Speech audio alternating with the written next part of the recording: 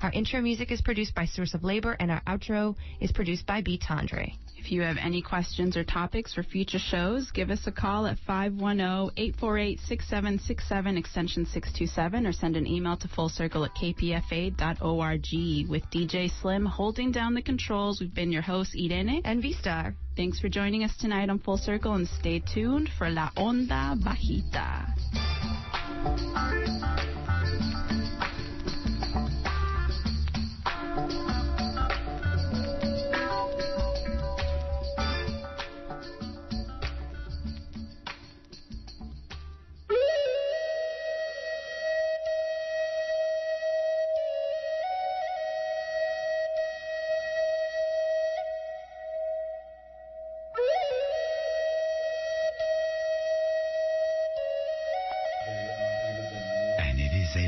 And you're listening to 94.1 KPFA Berkeley, 89.3 KPFB Berkeley, 88.1 KFCF in Fresno, and online at kpfa.org.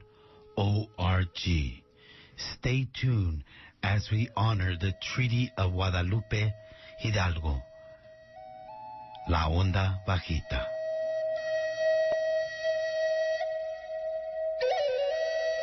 You're listening to KPFA 94.1 and KPFB at 89.3 FM in Berkeley, with KFCF at 88.1 FM in Fresno, Califas. Yo soy el Gavilán Molina, cruising with La Onda Bajitas Radio del Barrio Aztlán. Tonight we're going to take back La Noche, Simón Queyes. So open up your mentes to a truly unique experience in Radio Landia, where a new vision, a new citizen, and a new world where many worlds are posible. Órale. So cruise with us as we take it from rock to revolution, to ritmo hasta la resistencia con la voz del pueblo del sol. Aquí no más, FM, firme y más. We are La Onda Bajitas crew. We march, we protest and report. We are NPR Radio Comunitario. Órale. And we're coming at you live tonight from the mothership in Basurclas. Esta noche, Friday, February the 4th, La Onda presents a special feature of Vox Populi from 8 to 9 o'clock with Miguel Perez and Nahual. And from 9 to 9:30, we've got Radio Zapatista. From 9:30 to 10, we've got a report from Maya looking at the Egyptian revolt. And we also have Ruben Gonzalez coming in to talk about his recent play, Esquinitas, Órale. And finally, we've got a little comentario on the Trudy Guadalupe Hidalgo that was commemorated this past Wednesday, looking at the end of the war between United States and Mexico, where Mexico lost half of its territories in 1848. So tonight's program is dedicated to the Treaty of Guadalupe Hidalgo as a living document, particularly now in the question of Arizona and the attack against Chicano studies. Órale, keep it right here nomás, 94.1 FM. Yo soy Gavilán. I'm here with my compadre, Mr. Chuch, and we got Pedro in the house. And stay tuned as we take it away. Órale.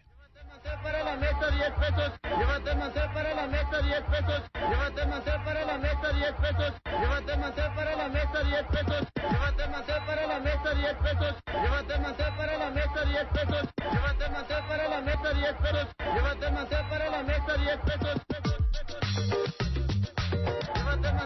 mesa 10 pesos, llévate macé para la mesa 10 pesos, llévate macé para la mesa 10 pesos, llévate macé para la mesa 10 pesos, llévate macé para la mesa 10 pesos. Llévate macé para la mesa 10 pesos. Llévate macé para la mesa 10 pesos. Llévate macé para la mesa 10 pesos. Llévate macé para la mesa 10 pesos. Llévate macé para la mesa 10 pesos.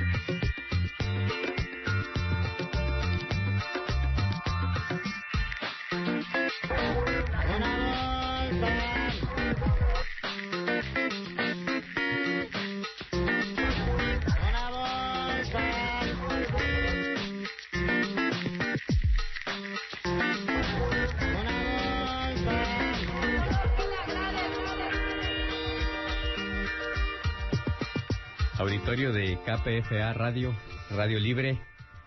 Son un poco pasadas las 8 de la noche, el primer viernes de cada mes, lo cual significa que están escuchando Vox Populi, este espacio de opinión, de información y de cultura popular que el primer viernes de cada mes se origina mayormente en vivo en el centro de la ciudad de Berkeley a través de esta estación 94.1 KPFA Radio. También tenemos señal en 89.3 KPFB, otro repetidor en la ciudad de Berkeley. Y nos escuchamos también en 88.1 KFCF para la ciudad de Fresno y todo el Valle Central. Y aprovechando que también en estos días pues la tecnología está dando de qué hablar, Miguel Pérez. Muy buenas noches. Nos podemos sintonizar a través de www.kpfa.org para cualquier parte de este sufrido planeta Tierra que tenga conexión a Internet y que por ende pues una computadora sea personal, sea una movible, etcétera, etcétera. Pues el día de hoy vamos a platicarles lo que está pasando en Egipto, donde diera la impresión de que todos estos nuevos movimientos sociales van a ser fundamentales ante pues tanto agandalle, por utilizar una adjetivo, una palabra de uso cotidiano para nosotros los mexicanos, Miguel Pérez. Así es, hay movimientos en todo Medio Oriente, pero también está pasando algo en México, ¿no?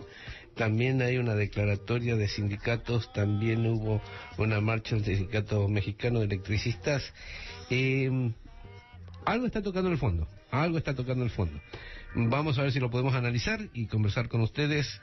Nosotros con ustedes con nosotros no, porque no abrimos líneas. Pero aquí estamos, Vox Populi. Los invitamos a que sintonicen y también vamos a tener nuestra síntesis noticiosa del pasado mes de enero con información que recabamos a través de medios serios y medios respetables, además medios independientes, y hacemos eco para todos aquellos que, repito, sintonizan esta estación KPFA Radio, que es una estación en donde no se rinde pleitesía a nadie, donde no recibimos dinero, donde no recibimos payola. Nuestro único objetivo es pues tratar de dar a conocer el otro lado de la noticia que los medios de comunicación generalmente pues no tocan a fondo, o que simplemente pues manipulan para satisfacer ciertos intereses contraídos con anterioridad. Y bueno, por eso nosotros nos da un gustazo ser parte de este equipo de KPFA Radio y constatar en nuestro reciente viaje a México la importancia de estos medios independientes de comunicación, llámese radio, prensa escrita, televisión independiente y hoy en día los portales de internet, los blogs, exactamente. Vámonos a que Chuch, a quien de antemano le agradecemos su puntual asistencia en los controles técnicos, nos ponga nuestra música de fondo para darles a conocer lo que consideramos nosotros noticias que vale la pena comentar y darles a conocer a nuestro auditorio de KPFA Radio.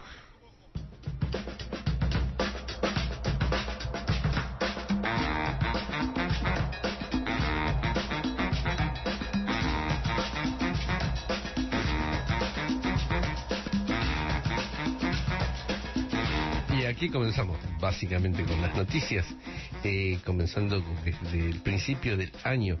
Uno de los grandes acontecimientos que hubo en el continente latinoamericano, fue la asumición como presidenta de la República de Dilma Rousseff, presidenta de Brasil, presidenta electa.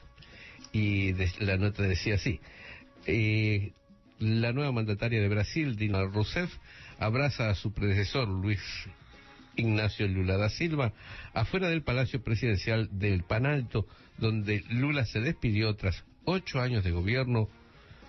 La jefa de la diplomacia estadounidense, Hillary Clinton, saluda al presidente de Venezuela, Hugo Chávez, durante la recepción ofrecida a dignatarios de todo el mundo por la toma de posesión de Dilma Rousseff ese sábado en el Palacio de Planalto en Brasilia. La economista Dilma Rousseff, de 63 años, se convirtió este sábado en la primera mujer mandataria de Brasil tras recibir la banda simbólica del presidente saliente Luis Ignacio Lula da Silva, a quien rindió una emotiva despedida al calificarlo como el más grande líder popular que ha tenido este país, Brasil. mientras que miles de brasileños lo aclamaron frente al Palacio del Planalto. Tener el honor de su apoyo, el privilegio de su convivencia, haber aprendido de su inmensa sabiduría, son cosas que una se guardará para toda la vida, declaró la flamante presidenta en un discurso pronunciado durante un acto multitudinario frente al Palacio Presidencial de Planalto, donde Lula se despidió después de 8 años de haber gobernado aquel país sudamericano. ¿Algún balance a título personal de estos dos términos de Lula da Silva, Miguel Pérez? La aparición de un Brasil que es uno de los países emergentes, a decir de los señores que saben de economía, es un país que ha creado junto con Venezuela un liderato importante en Sudamérica. Creo que la estancia de Lula ha sido fundamental para la reinserción de los gobiernos democráticos en Sudamérica, más allá de lo que esto quiera decir en cuanto al concepto de democracia, que nosotros podemos estar de acuerdo o no de acuerdo con el concepto de la democracia, pero básicamente los países que estamos viendo ahora, que puede ser en gran parte Paraguay, Uruguay, Argentina, todo lo que es el cono sur, excepto Chile, son países que han tenido mucho que ver en la relación, y que Brasil ha tenido mucho que ver con esos países en la relación que ha podido tejer Lula. Y aparte se va Lula da Silva con un alto índice de aprobación. Efectivamente, se fue como con el 60 y pico % de aprobación. Bien, nos decías tú que toda esta no nueva, sino fresca reacción ante tanto abuso de poder, a tanta corrupción y modelos económicos impuestos en contra de las mayorías, pues en México parece que empieza a tener un poquito de eco, y en el periódico La Jornada del martes 1 de febrero de este año en curso, nos dicen que marchan miles en repudio a la política económica del gobierno de Calderón, reducción de tarifas eléctricas y alto a gasolinazos, entre las demandas de los trabajadores quienes se concentraron en el Zócalo de la Ciudad de México. Esta es la megaplaza de esa imponente y grandísima Ciudad de México. Cambio de rumbo económico, político y social del país exigieron al gobierno de Felipe Calderón cientos de gremios obreros y campesinos en la megamarcha que realizaron al Zócalo capitalino, donde el líder del Sindicato Mexicano de Electricistas, SME, Martín Esparza, llamó a iniciar una insurgencia civil y pacífica en todo el país para enfrentar a una administración que solo miente a la nación, mientras el dirigente de la Confederación Nacional Campesina, CNC, Gerardo Sánchez, señaló que es preciso derrocar a este gobierno.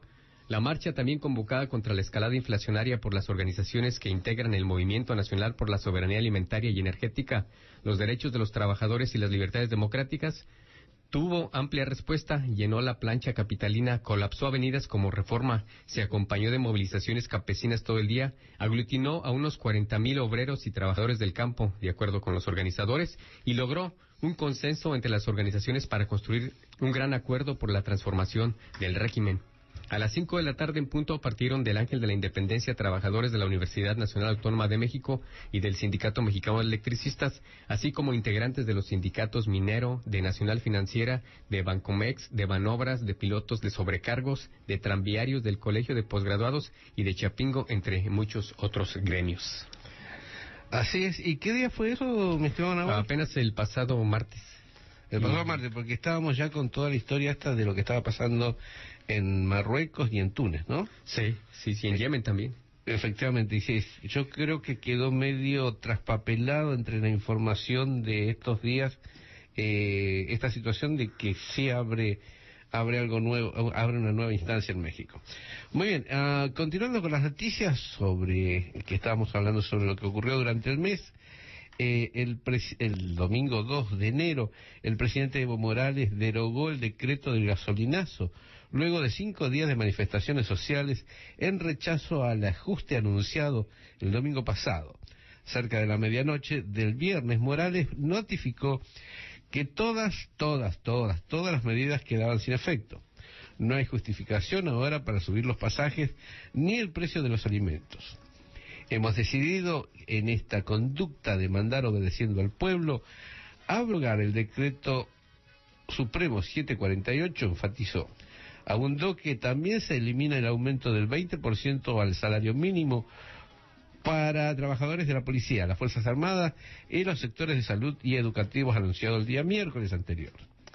Apenas se conoció la decisión, los precios de la gasolina y el diésel en las estaciones de servicio comenzaron a mostrar un reajuste paulatino a la baja, así como las tarifas del transporte público, que habían aumentado hasta un 100%.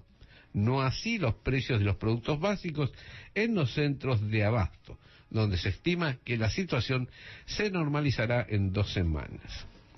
El propio ministro de la Presidencia, Oscar Coca, confirmó que la situación regresaba a la normalidad y que no se justificaba ningún incremento. La especulación y el agio están pernados por ley, sostuvo, ya que la eliminación de los subsidios a los hidrocarburos dio lugar a una escalada inflacionaria y a rumores sobre un posible corralito bancario y una desdolarización de la economía que tuvieron que ser desmentidos por el gobierno. A ver, Miguel Pérez, explícame, ¿qué es eso de un corralito bancario? Corralito bancario este es un tema bastante difícil de tomar una posición frente a él, ¿no? Con los elementos que nos da la realidad. Por ejemplo, cuando en México se dio el FOAPROA, o el FOAPROA como le llamaban, era básicamente un blindaje económico que garantizaba los depósitos bancarios. Eso significaba de que el Estado tenía la suficiente cantidad de dinero, tomándolo del erario público para salvar a los bancos en caso de que se quebraran. En Argentina, donde se dio el corralito, es que los bancos el Estado, no tiene esos fondos y los bancos sencillamente expropian los depósitos de la gente común y se llevan el dinero.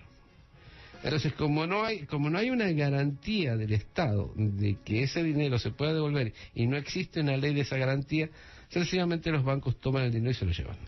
Básicamente es perpetuar la usura utilizando... Es un poco más pesado que eso. Es sencillamente que si tenés $3,000 depositados en el banco, resulta que cuando vas a sacarlo no tienes acceso a él y además te van a dar 1,000. Los otros 2,000 se los llevó el banco. Creo que en México, en el español mexicano, se le conoce esa desleal práctica como jinetear. Entonces, entre jineteo y corralito, por ahí esta tiene algo que ver, efectivamente.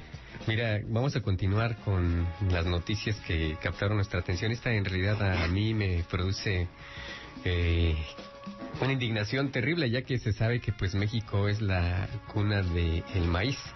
Por tanto, el país mexicano es un país que está bastante ligado a esta planta, al maíz, en cualquier tipo de nivel que tú lo quieras poner, nivel popular, nivel alimenticio, sin duda alguna, y sobre todo en la práctica de plantar este grano. Pues nos dicen que aumentaron 143% las importaciones de maíz en 10 años. Estos son las 2 últimas administraciones del gobierno del PAN.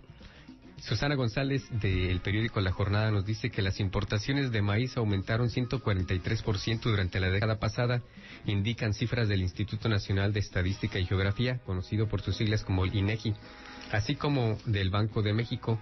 En el año 2000, cuando el Partido Acción Nacional comenzó a gobernar el país, las importaciones del grano básico ascendieron de 549,831,000 $. El año llegaron a 1,377,541,000 sin contar el último trimestre de 2010, ya que el último dato oficial disponible corresponde a octubre. Un comportamiento similar a la alza ha tenido las compras al extranjero de otros granos básicos como el trigo y la soya. Hace 10 años las importaciones del primero fueron por 333,697,000 $, mientras que el año pasado llegaron a 708,211,000 $, es decir, un aumento del 112%. En tanto, las compras foráneas de soya se elevaron 69%. Hace 10 años ascendieron a 782 millones de $, y en el 2010 superaron 325 millones de $, de acuerdo con las estadísticas que difunde el INEGI sobre el sector alimentario. Como el principal de los cultivos cíclicos del país, se cataloga fundamentalmente a los granos básicos, y el jitomate en la actualidad representa 32% del total, de un porcentaje que se ha mantenido más o menos constante en lo que va del gobierno de Felipe Calderón, pero muy por debajo del 34.4% del año 1995. Ese año se alcanzó la cifra récord de 9 millones de hectáreas sembradas de maíz, cuando se redujeron a 8.5 millones cuando el gobierno de Vicente Fox asumió el poder. El descenso siguió a lo largo del primer gobierno panista, ya que para el 2006 se contabilizaron 7.8 millones de hectáreas sembradas del grano como materia prima para la elaboración de la tortilla. Y hay que decir también que gran parte, si no es por ahí un 70% de las importaciones de maíz de México que vienen de Estados Unidos, pues es maíz forrajero, o sea, el maíz que le dan al ganado aquí en este país. También quería hacer la salvedad de que hubo una discusión en la Cámara de Legisladores en México hace como unas 2 semanas atrás, donde últimamente se parece a la Cámara de los Lores en Inglaterra. No sé si has visto cómo se comporta la gente en la Cámara de los Lores, se insulta y se tiran cosas. Bueno, las cámaras mexicanas están pasando por una situación similar, la gente se insulta y se tiran cosas. Bien, la discusión el otro día sobre la cuestión precisamente de la alimentación, sobre la cuestión de los subsidios al campo. Entonces, el problema de los subsidios al campo ha sido de que durante todo el priato, 70 años de PRI, más allá de lo que la gente haya hecho con el dinero, hubo subsidios a la siembra. En este periodo, desde la subida del señor Fox hasta ahora, lo único que se hizo fue quitar subsidios al campo, o sea, a los estudiantes, a quien sea, con esta intención, con esta rara idea de que el Estado debe dar, no sé si ganancias, pero al menos no pérdidas, que es una larga discusión en cuanto al rol del Estado, pero de todas maneras, el campo en estos últimos años del panismo en el gobierno, lo único que ha logrado es descapitalizarse y importar gran parte de lo que era la dieta natural de los mexicanos, comprársela a Estados Unidos. Aparte de eso, vimos en este viaje que tuvimos por diferentes estados de la República en México el abandono total a esa práctica, y en esta zona en específico donde estuvimos, el Bajío, que durante mucho tiempo fue considerado el granero de México, pues ahora simplemente ya no reditúa el plantar maíz, el plantar otro cultivo también nativo de Mesoamérica, que es el jitomate. Y sí vimos cantidad de tiendas de autoservicio que pues precisamente comercializan el maíz traído de los Estados Unidos y el frijol de China, lo cual pues queda de manifiesto que pues estas políticas neoliberales tienen que cambiar, pero ya. Sí, efectivamente. ¿Qué tal si le pedimos a Pedro Reyes, que ha llegado aquí al relevo de Mr. Chuch, que nos ponga una canción que viene en una recopilación exquisita de música panameña que tuvimos oportunidad de ver aquí en la discoteca de KPFA Radio 94.1, KPFA Radio, Radio Libre?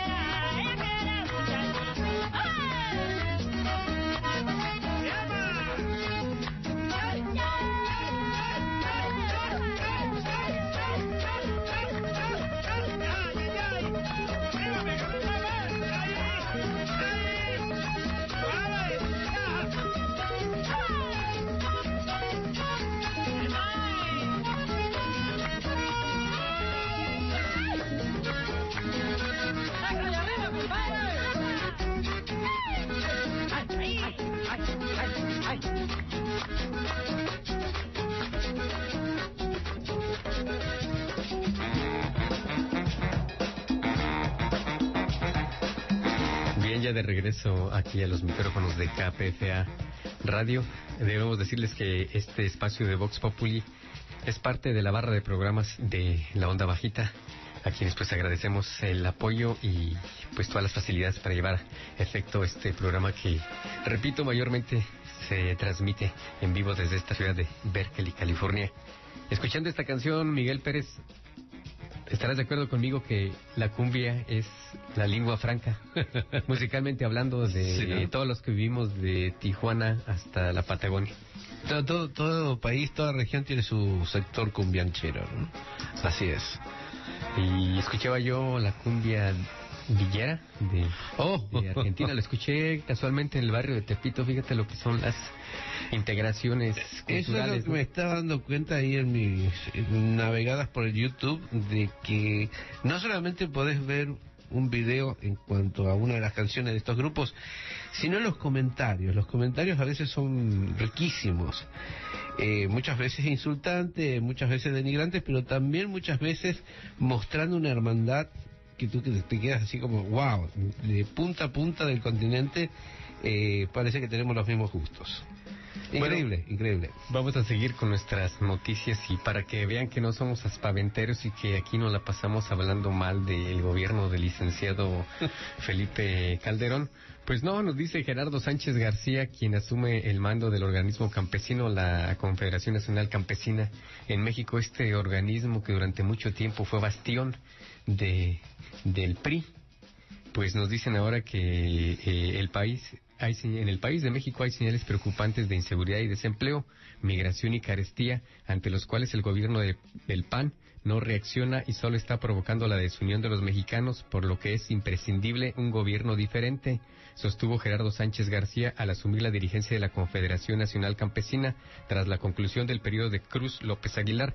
Asimismo, acusó al presidente Felipe Calderón de sacar a relucir decálogos de logros y erigirse como un dirigente del PAN y no como un gobernante. Mientras los problemas sociales están fracturando a la nación, actúa con una doble moral que México rechaza.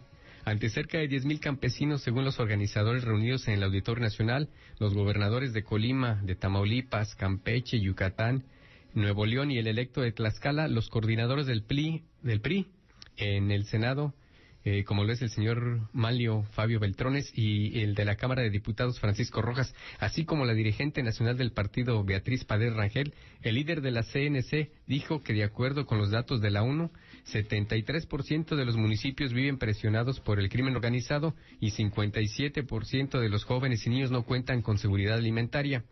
El sector agropecuario está sumido en el abandono, ahí la pobreza se ha convertido en una amenaza, hay desesperanza, desaliento y desánimo, pero eso no le interesa al gobierno.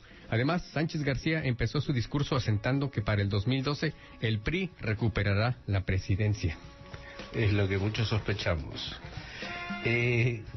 Volviendo sobre México, miren, una de las cosas que salió en estos días así en esos canales de cadena, hubo cierta originalidad.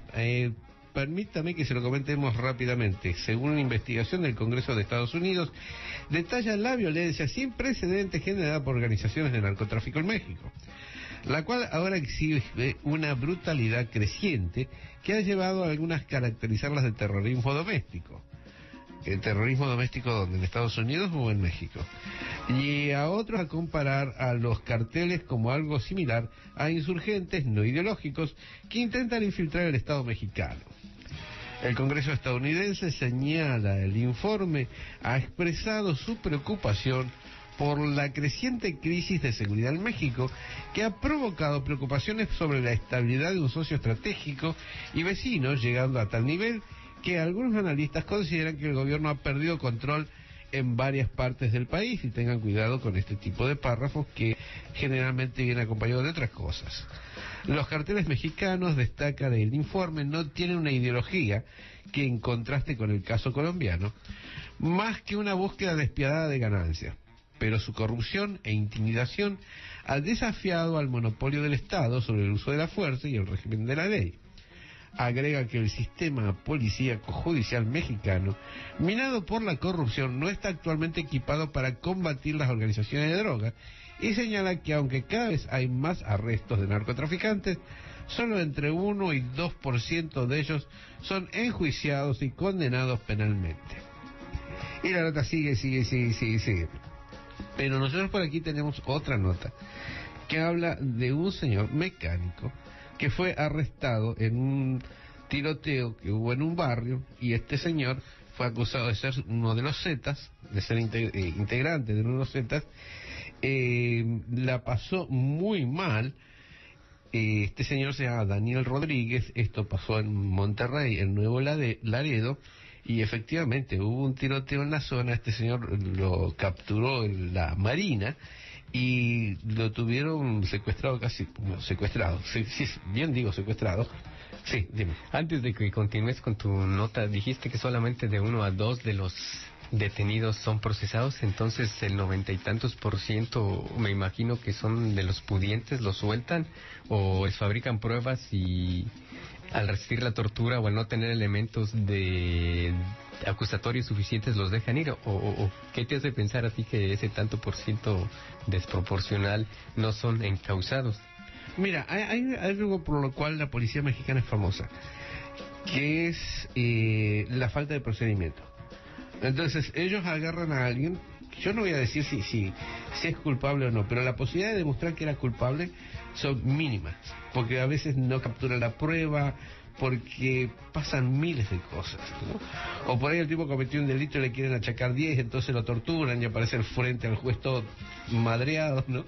Entonces es la ineficacia frente a cómo capturar a alguien lo que ha llevado muchas veces a que la gente tenga que ser largada por falta de pruebas, básicamente. Sin salirnos del tema principal, Miguel Pérez, recordarás a diputado del PRD, pariente del gobernador de Michoacán, que precisamente se cayeron las pruebas y aparentemente la PGR había presentado para desaforarlo. Posteriormente volvieron a aparecer esas pruebas y ahora hay un vacío desinformativo. ¿Será eso lo que pasa con estos 90 y tantos indiciados? Lo que pasa es que no te olvides que el concepto de pruebas, estamos hablando de 3 cosas. Estamos hablando de armas, estamos hablando de drogas y estamos hablando de dinero. Entonces, y esto también es una cosa de mucha discusión, porque hace no pocos días alguien me hablaba sobre el respeto a las instituciones gubernamentales del Estado mexicano. Yo creo que hay cosas que son básicas para el funcionamiento de un Estado. Uno de ellos es la representatividad que éste tiene. Si el Estado no es representativo de su pueblo y de sus votantes, malamente puede llegar a tener el rigor y el peso moral sobre lo que dice que actúa. La otra parte es que no podemos dudar del nivel de corrupción que existe frente a este tipo de cosas. Estamos hablando, ¿cuánto gana un policía en México? El salario $400, que es un policía preventivo, estamos hablando del rango más bajo de una organización policíaca, digamos $400 al mes. $400 al mes. Esta gente hace un allanamiento y se encuentra con $1 millón, o con $5 millones, con un arsenal, con un montón de droga ahí. Me parece que es como medio tentador la situación, ¿no? De repente, ¿qué importa qué es lo que pase? Tú agarras, te llevas todo y se acabó. No hay controles. Los controles más altos que hay también son parte del mismo botín. Por eso la gente se quejaba cuando comenzó todo esto. No porque esté mal combatir el delito, sino porque al final ya nadie termina sabiendo quién es el delincuente. Antes de dejarte continuar con la nota para que los escuches tengan una idea de cómo se las gastan allá en fabricar malandros en México las autoridades, nos dimos cuenta que pues ahora el discurso oficial en México ya no va a ser de guerra al crimen organizado, cosa a la cual el licenciado Calderón dijo que él nunca se había referido a estos esfuerzos de combatir el crimen como una guerra, lo cual es una absoluta mentira, ya que existen documentos escritos y también por ahí algunos videos tomados. Entonces ahora, ¿cuál será el eufemismo que el gobierno mexicano utilizará para este tan terrible combate? Yo lo ¿El vi, crimen organizado? sí, lo vi exactamente. Lo vi así muy rápidamente hoy y me quedé así como ya no es más la guerra contra el narcotráfico, ahora es el combate contra la venta de drogas, contra la comercialización de las drogas, contra, no sé, yo creo que el cambio de nombre no creo que vaya a ser un cambio de concepción, básicamente. Lo que es relativamente grave es el hecho de que el Ejecutivo niegue lo que, te digo, existen registros de que él se refirió. Entonces, sí, pero no. Y continuamos con esto que le decíamos, que en Monterrey, Nuevo Laredo, le están pegando a este señor que se llama Daniel Rodríguez Morales, cuyas piernas no le respondía y era cargado por los marinos. Al entrar a lo que parecía un gimnasio, lo colgaron de las manos, desnudo con los ojos vendados. El golpe inicial de una tabla de madera en las nalgas lo hizo estremecerse de dolor. Luego siguieron las quemaduras en todo el cuerpo, las patadas en la columna vertebral, los puñetazos en la costilla. Aguantó el tormento físico en silencio para no darle gusto a sus verdugos, que le exigían que gritara. Apretó las quijadas y los dientes hasta que le intentaron ahogar con una bolsa de plástico. En ese momento emitió un grito desgarrador, un golpe seco en la nariz y en la frente lo llevó a la oscuridad reparadora de un desmayo momentáneo. Al despertar, los torturadores lo esperaban para continuar en su tarea, lo cual duró 3 días. Entonces quería que dijera que tenía que decir que era un Z, que vendía drogas, que pertenecía al crimen organizado. Este señor Daniel se rehusaba, no podía aceptar someterse a esa mentira. Pensaba que me iban a matar. Eran varios, solo oía los gritos y el llanto de los otros y me decían, ya se nos murió uno, ¿quiere ser el próximo? Coopera. Cuando me iban a derrumbar tomaba fuerza pensando en mis 2 hijos, en mi mamá, en mis hermanos, y quería despertar, quería que se acabara aquella pesadilla. Nosotros tuvimos hace unos meses, a Patricia Izaza. Patricia Izaza era una compañera argentina que fue capturada por el ejército cuando ella tenía 16 años, y lo que decía es, generalmente si estás frente a la tortura, en algún momento vas a quedar tan mal o te vas a sentir tan abatido que vas a aceptar lo que te pongan adelante. Bueno, este señor del que estamos hablando, Daniel Rodríguez, finalmente llegó a la cárcel y lo que quiere en este momento es sencillamente salir de la cárcel. Sí se lo terminó acusando como un Z, se le pusieron armas, se le pusieron, mira, acá dice, el documento decía que la operación aseguraron 2 AK-47, un fusil ametralladora M1, calibre 30, 2 armas cortas, 111 cartuchos de diversos calibres, 220 dosis de cocaína, 440 dosis más de crack, 80 gramos de marihuana, un vehículo y equipo de comunicación, que seguramente en el próximo allanamiento volverán a aparecer. Entonces, como que hay un patrón, hay una cantidad de armas, una cantidad de drogas con que agarran a mucha gente inocente, se lo plantan como pruebas y ve tú a decir que no eras. El principio básico de aplicación de justicia en el derecho romano dice que eres inocente hasta que se demuestre lo contrario. Tal pareciera que en México es al revés. En esa excelente nota que, por cierto, la hizo San Juana Martínez, una periodista muy valiente. Pues, ¿qué podemos decir, Miguel Pérez? Que si el pueblo se levanta, ya sabemos cuáles son parte de los motivos y las motivaciones para que esto ocurra, ¿no? Mira, antes de irnos a otra parte musical, en el periódico La Jornada sacaron una encuesta que hizo Enrique Albano Ochoa. Él tiene a su cargo una columna que se llama Dinero, en donde los resultados de esta encuesta a 2.500 personas nos ponen un panorama desolador. Esto es gente de diferentes partes de México. Nos dicen que de estas 2.500 personas, 42% dice que no tiene motivos para estar optimista. 32% será un éxito si sostengo mi posición de trabajo actual. El 16% es optimista y el 10% dicen que ven este 2011 como un año bastante negro. Vamos a escuchar una canción, para lo cual vamos a pedirle a Pedro nos ponga esta canción, recordándoles que sintonizan 94.1 KPFA Radio Vox Populi dentro del segmento de programas de La Onda Bajita, que por cierto pues está también en internet, www.ondabajita.org.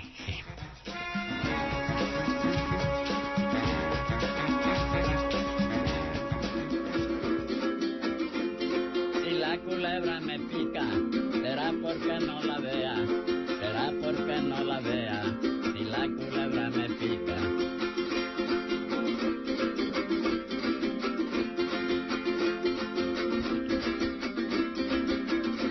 Pero no me ha de picar, porque yo tengo la idea, porque yo tengo la idea, que me la voy a encontrar.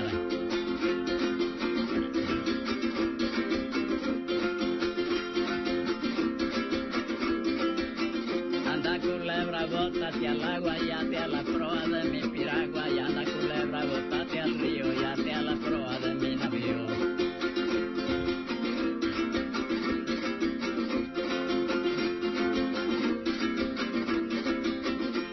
De los animales malos, a ninguno le alzo pelo, a ninguno le alzo pelo, de los animales malos.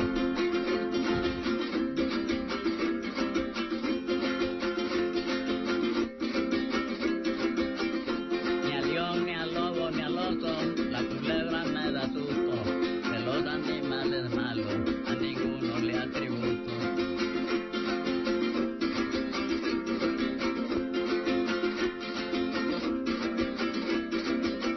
Anda culebra, bótate al agua, yate a la proa de mi piragua, y anda culebra, bótate al río, yate a la proa de mi navío.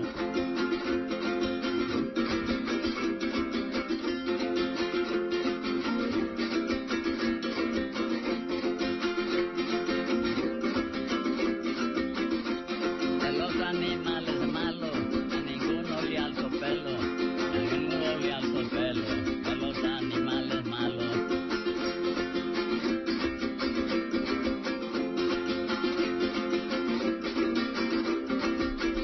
Ni al león, ni al lobo, ni al oso, la culebra me da miedo, de los animales malos, a ninguno le alzo pelo.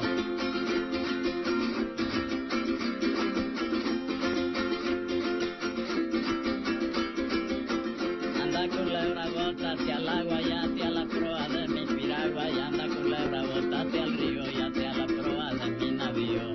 La culebra, bótate al agua, a la proa de mi piragua, la culebra, bótate al río, yate a la proa de mi navío.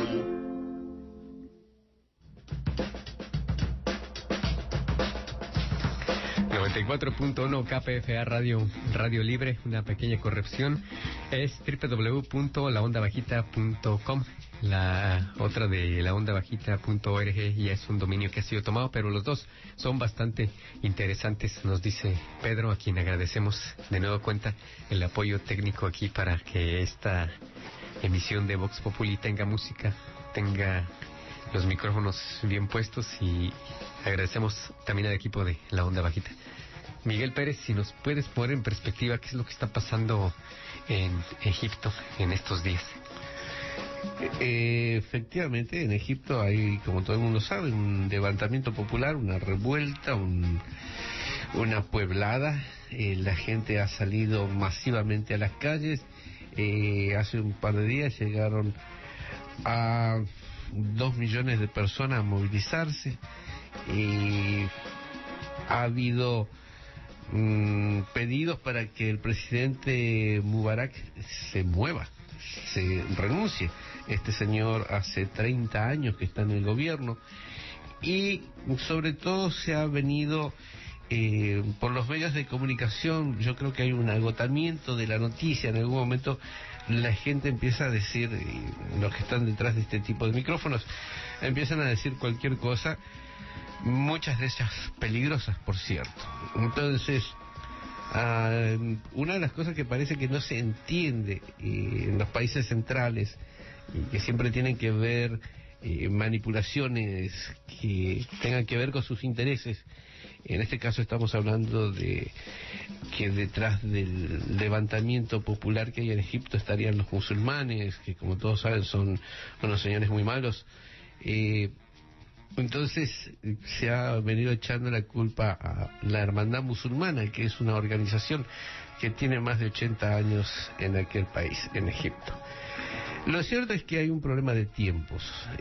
Hay un levantamiento que es real, un levantamiento que ha sido producido por la debacle económica de estos países que abrazaron el neoliberalismo impuesto por Estados Unidos en todo el planeta y que ha tocado fondo tanto en Europa como en Estados Unidos, y hay la crisis, la onda expansiva de la crisis en los países del tercer mundo ha pegado durísimo, pero durísimo. Si aquí hay desempleo, imagínense lo que puede ser en países periféricos como Egipto. También es bueno recordar que Egipto es el país de esa región que más ayuda recibe en inversión y estímulos por parte de Estados Unidos. O sea, estamos hablando de un garante de la política norteamericana y de las inversiones de Estados Unidos en la región. Y este país tocó fondo frente a la crisis económica con un altísimo nivel de desempleo, con alzas de los servicios públicos, etcétera. Todas las cosas que nosotros ya sabemos y hemos vivido en nuestros países de origen. Bueno, eso elevado a la enésima potencia está pasando en Egipto. La gente se levantó y en estos momentos Estados Unidos está jugando una carta que es un recambio dentro del sistema lo más rápido posible. Estados Unidos quiere que Mubarak se vaya, al igual que el pueblo egipcio quiere que se vaya del gobierno. La diferencia es porque son los objetivos. Estados Unidos necesita a alguien como el famoso premio Nobel de la Paz egipcio, que creo que es de apellido Suleiman, que necesitan que este señor tome el control del gobierno conjuntamente con los militares, para seguramente hacer un llamado a elecciones dentro de un periodo que puede ser septiembre, octubre, noviembre.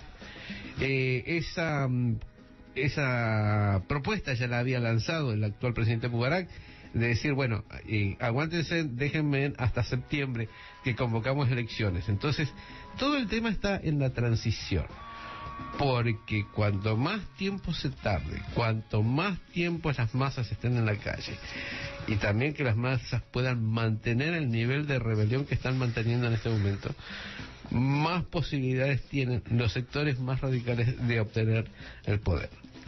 Y lo de los sectores más radicales es un tema muy amplio, que yo creo que en algún momento deberíamos abordarlo, porque no solamente están los musulmanes, sino también hay cierta izquierda emergente en Egipto, una izquierda que lleva muchos años de estar trabajando ahí, como en muchos países de la región. Pero bueno, como cuando volvamos la próxima vez todavía va a seguir este conflicto, le vamos a dar más detalles.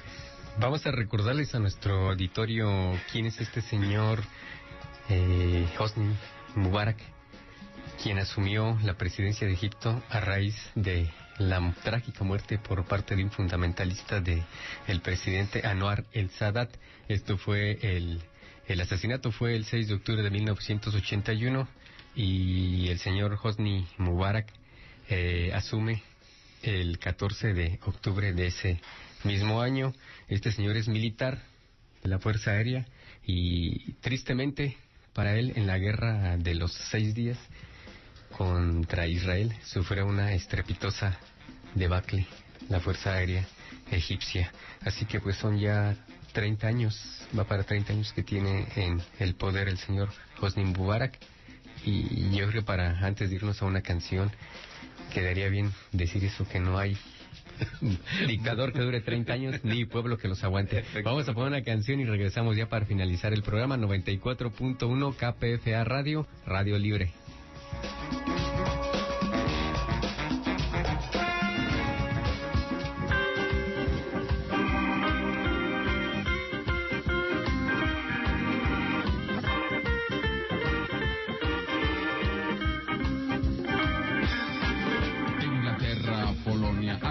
Del mar abierto, quien gobierna no lo pasa nada bien.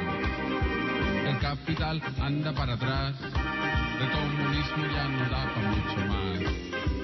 ¿Cuál crees tú que es el mejor? Si los obreros plantan cara a los dos, si la crisis no para de avanzar, gente pide y pide por cambiar. Trabajamos mucho más, presidente, trabajamos mucho más. Pagamos más, sufrimos más, y encima más fuerte nos dan como en dan. Nunca olvidaremos dar.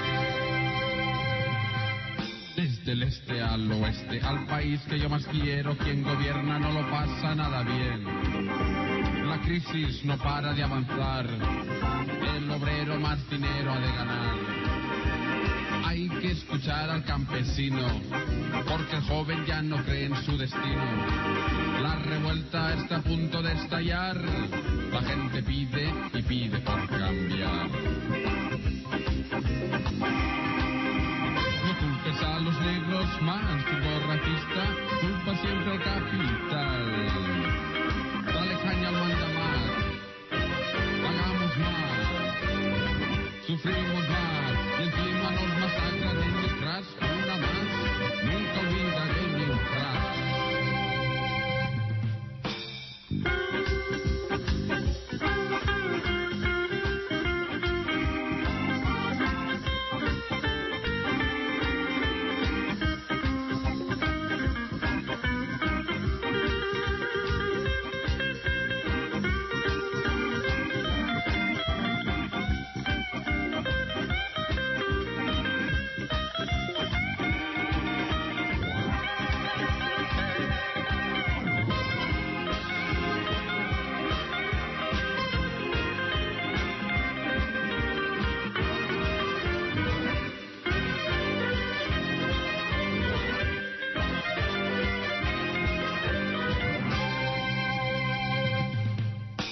Del este al oeste, al país que yo más quiero, quien gobierna no lo pasa nada bien. La crisis no para de avanzar, el obrero más dinero ha de ganar. Hay que escuchar al campesino, cuando el joven no cree en su destino. La revuelta está a punto de estallar, la gente pide y pide por cambiar. A los negros más, chulo racista, culpa siempre el capital.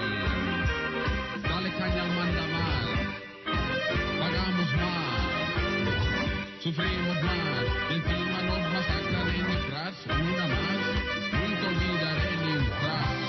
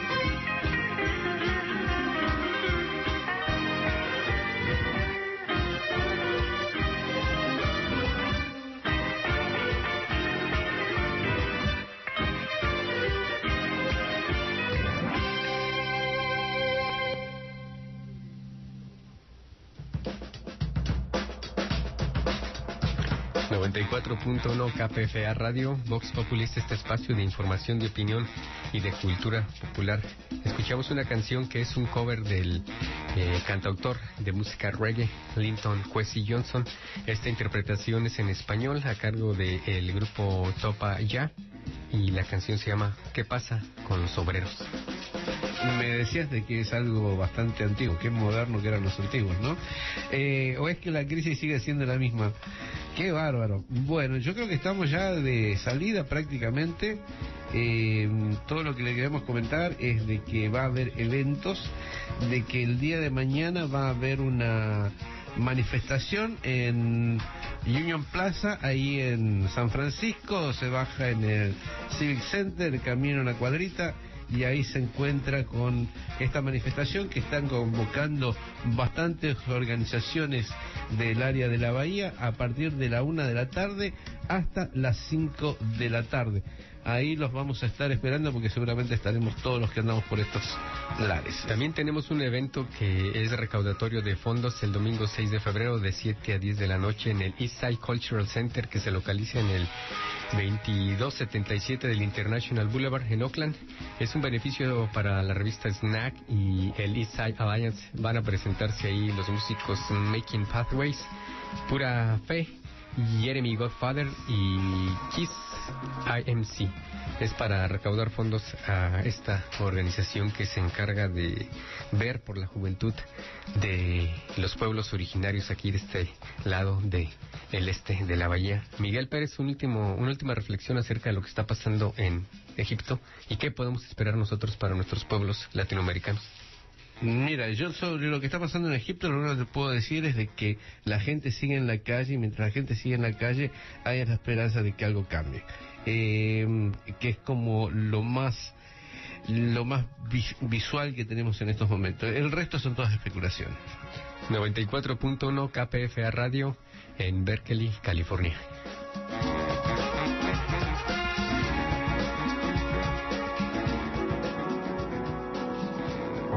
Never Again for Anyone.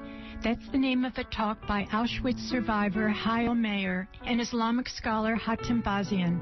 You can hear them on Thursday, February 17th, 7 p.m. in Oakland at the First Presbyterian Church, 2619 Broadway. Sponsored by the Middle East Children's Alliance, the International Jewish Anti-Zionist Network, and American Muslims for Palestine. The event benefits Mecca's Maya Project, clean water for the children of Gaza.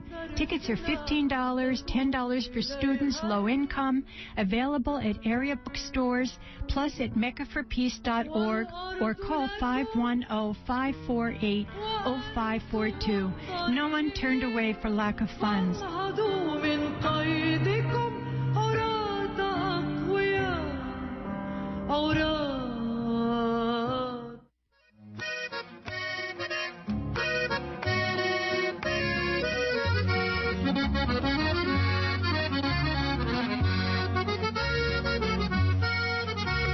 Año de 1931 al recordar.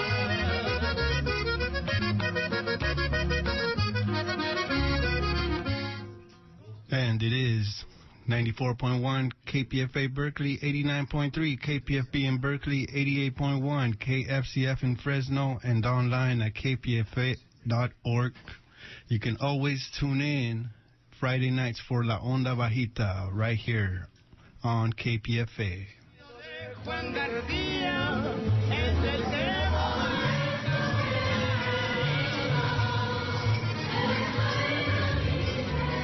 Con profundo dolor.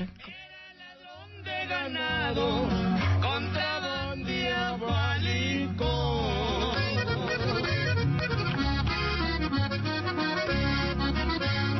Ya lo traían en la lista agente de migración para poder liquidarlo.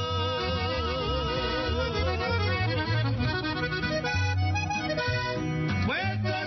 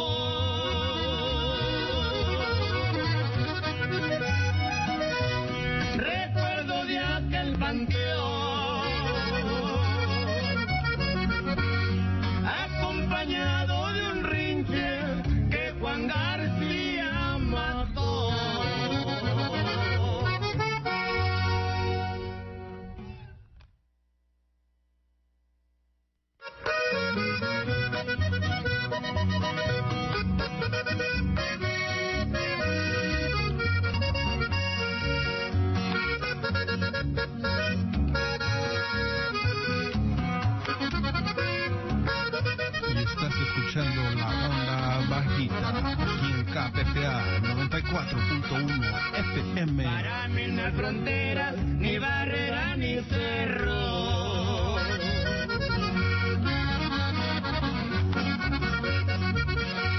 Igual que un millonario, ando por donde quiera.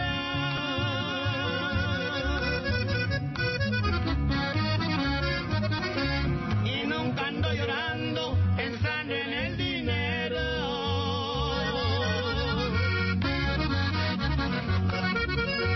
Los pobres no lloramos, parecemos de acero.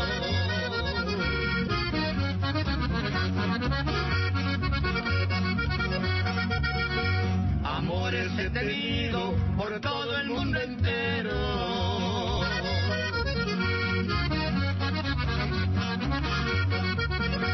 Y nunca me han engrido, soy pájaro jilguero.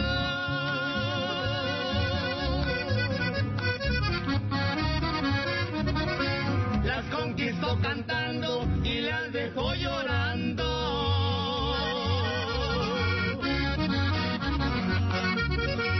Qué linda es la vagancia, qué lindo es el soltero.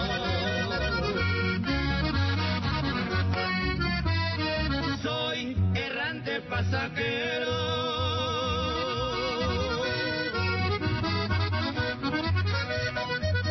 En avión o en tren carguero.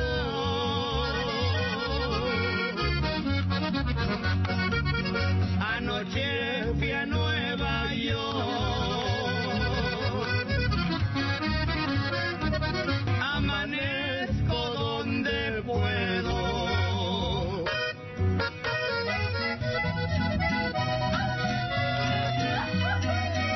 ¡Arriba el FPLN!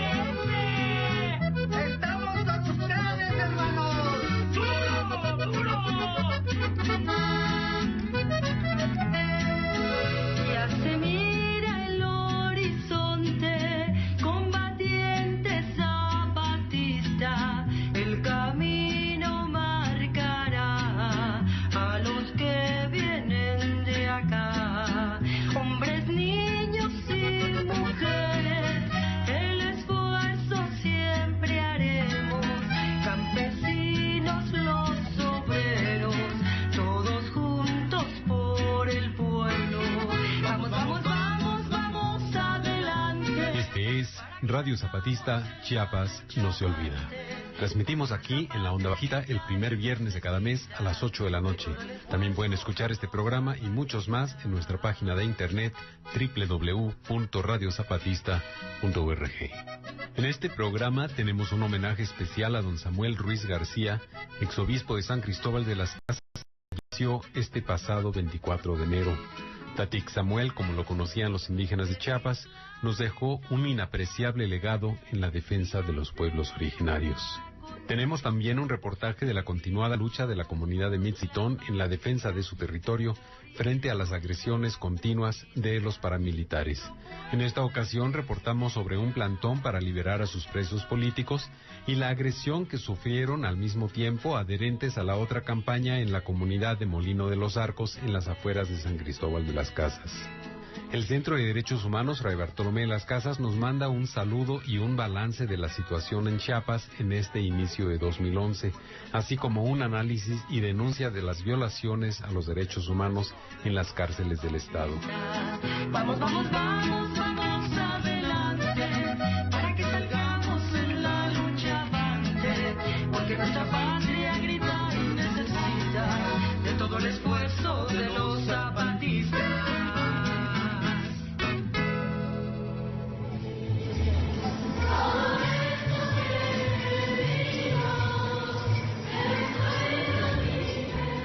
Con profundo dolor comunicamos que la mañana de hoy, 24 de enero, en la Ciudad de México, a los 86 años de edad, falleció Monseñor Samuel Ruiz García.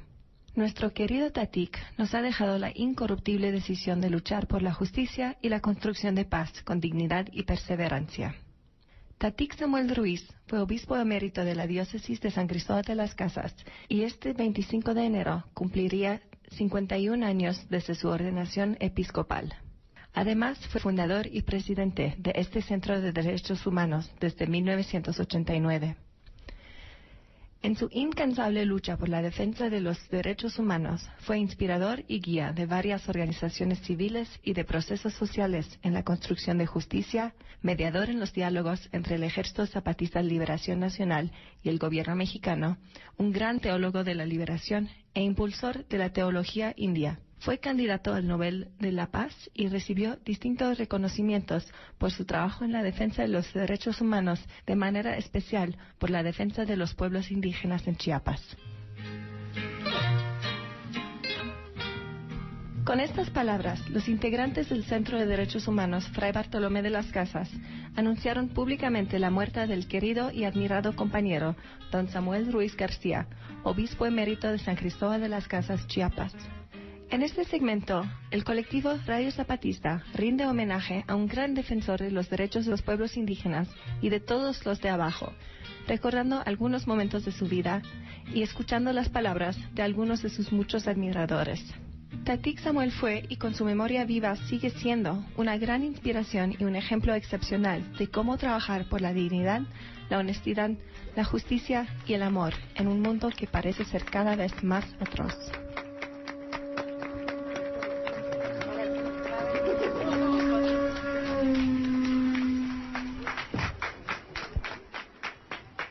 Don Samuel Ruiz García, Tatik Samuel, como era conocido por los indígenas de Chiapas, exobispo de San Cristóbal de las Casas y defensor de los pueblos indios, falleció este 24 de enero, un día antes de cumplir 51 años de servicio a los pobres en el sacerdocio. Durante 38 horas su cuerpo fue velado en la Catedral de San Cristóbal, con la presencia de miles de indígenas que llegaron de diversas comunidades y el dolor de muchos más que no pudieron llegar.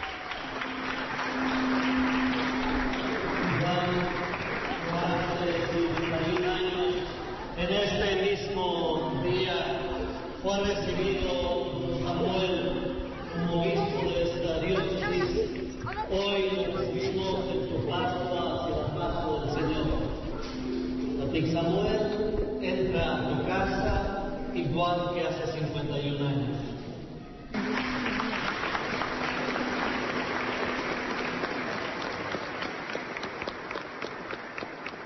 Esas 38 horas permanecerán en nuestras memorias como momentos de profunda emoción y reflejo al mismo tiempo alentador e indignante de los dos Méxicos de nuestros tiempos.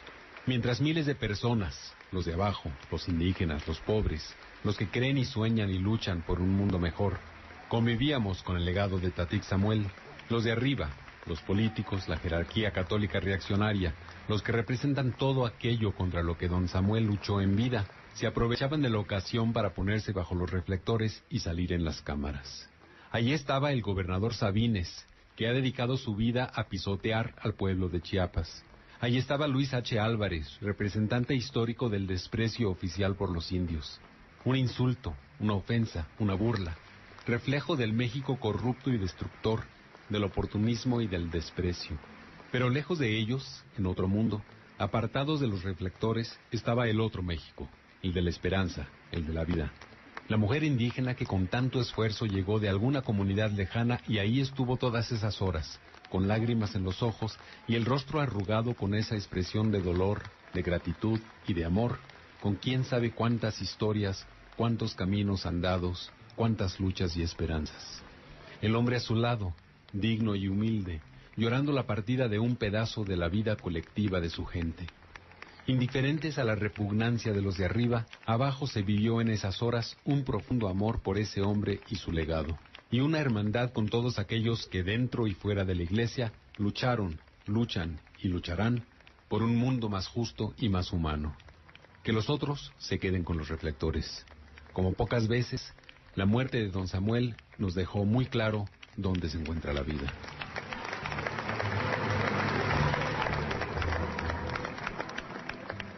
Miles llegaron a la Catedral de San Cristóbal de las Casas para recibir el cuerpo de Tatik Samuel, que fue llevado de la Ciudad de México al lugar que había sido su casa durante más de 50 años. Entre los muchos que hablaron del impacto que tuvo Tatik Samuel estaban su sobrino Patricio, su hermano don José, una compañera de Guatemala y miembros del pueblo creyente y de las abejas de Acteal. Escuchamos aquí algunas de sus palabras.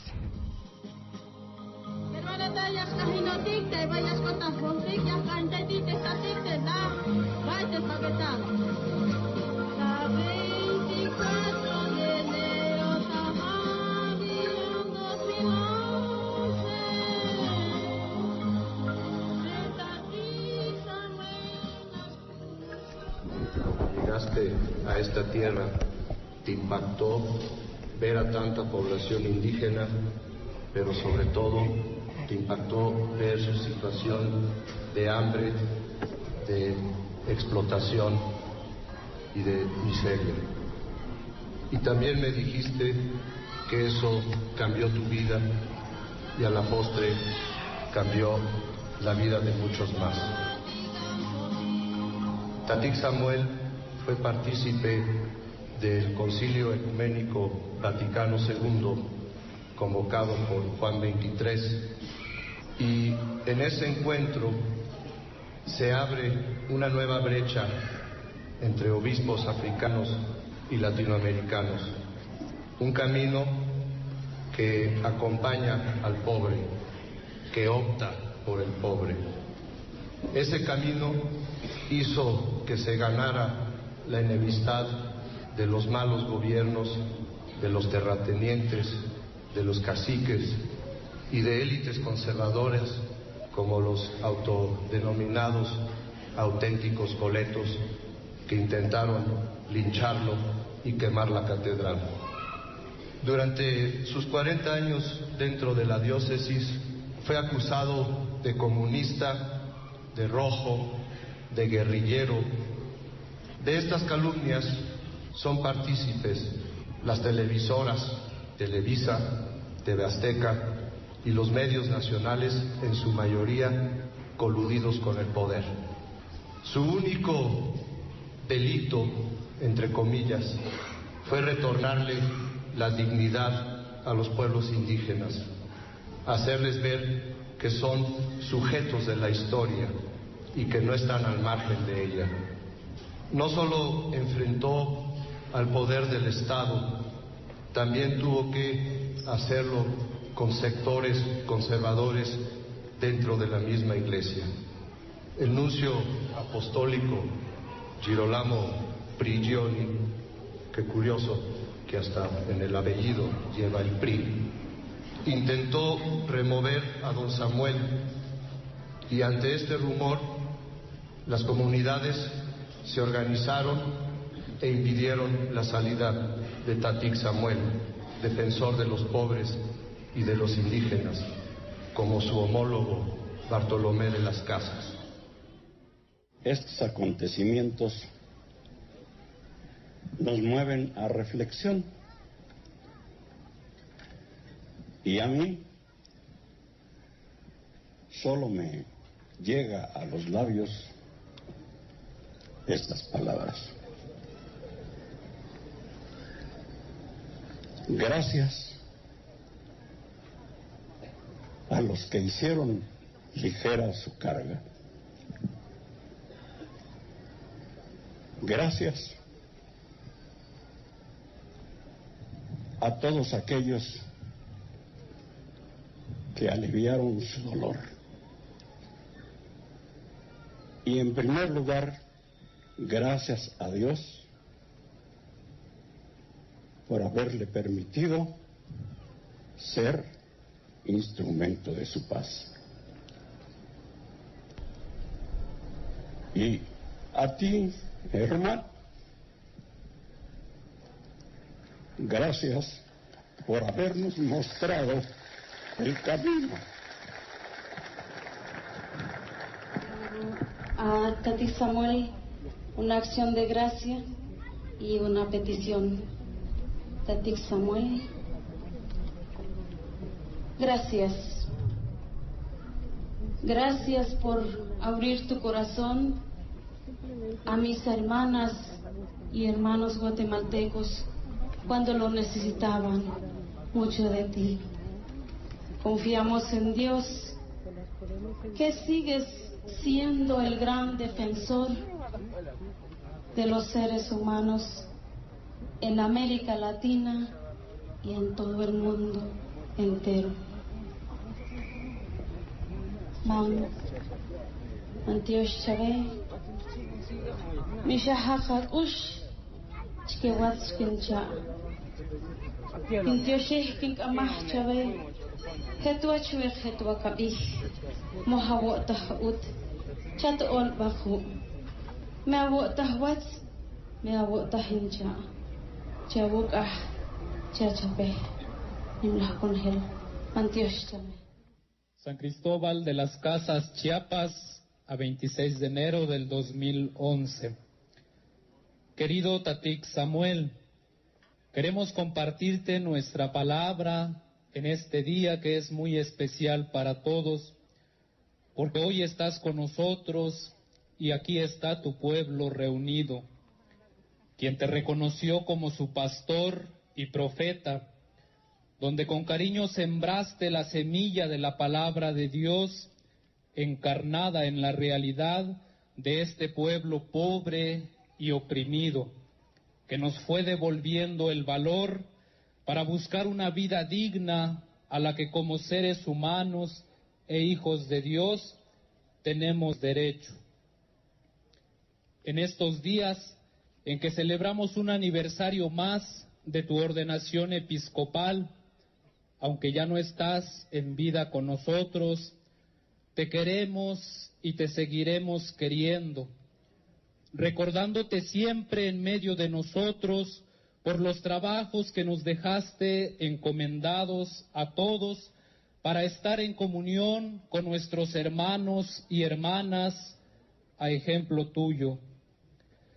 El pueblo creyente te da las gracias por el acompañamiento y entrega de 40 años que diste en nuestra diócesis y por haber optado por el pueblo pobre, indefenso y humillado, por el cual muchas veces arriesgaste tu vida. Tú no hiciste diferencia de personas, únicamente invitaste a la conversión, a tomar el camino de la verdad y la paz con justicia y dignidad. Por esto estamos seguros que estás con Dios y te pedimos que ruegues por este pueblo que sigue caminando en medio de sufrimientos como la división en nuestras comunidades a causa de los intereses de unos cuantos, el despojo de tierra a nuestros hermanos indígenas y campesinos, la destrucción de nuestra madre tierra y la explotación irracional de los recursos naturales, el aumento de la pobreza que obliga a nuestros hermanos y hermanas a emigrar, los engaños al pueblo con programas y proyectos que prometen bienestar y un supuesto desarrollo, pero que en realidad solo defienden los intereses del modelo capitalista. Tatik, estos sufrimientos y estos tiempos difíciles que vivimos nos presentan nuevos desafíos y retos que como pueblo creyente, junto con nuestros obispos, don Felipe y don Enrique, y con los agentes de pastoral, asumimos para dar continuidad al proceso de iglesia que tú impulsaste al lado de los pobres.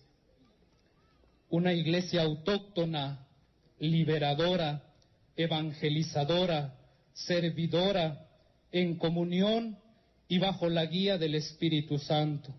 Queremos ser sujetos de nuestra historia como tú nos enseñaste, avanzando en la construcción del reino de Dios, al que dedicaste tu vida, tu incansable labor misionera y servicio pastoral. Con mucho cariño, amor y compromiso, el pueblo creyente de la diócesis de San Cristóbal. La Sociedad Civil de las Abejas de Acteal sentimos un gran dolor. En Tierra Sagrada de los Mártires de Acteal, municipio de Chanalot, Chiapas, 26 de enero 2011. La última despedida, hoy, mientras está presente su cuerpo a Tatik Samuel Ruiz. Tatik Samuel, aquí venimos a verte, venimos a visitar a tu cuerpo, a hablar a tu alma. Tú ya te fuiste, dejaste la tierra, ya no comerás más dulce y lo agrio. Nuestro Creador, nuestro Formador, te ha llamado a descansar.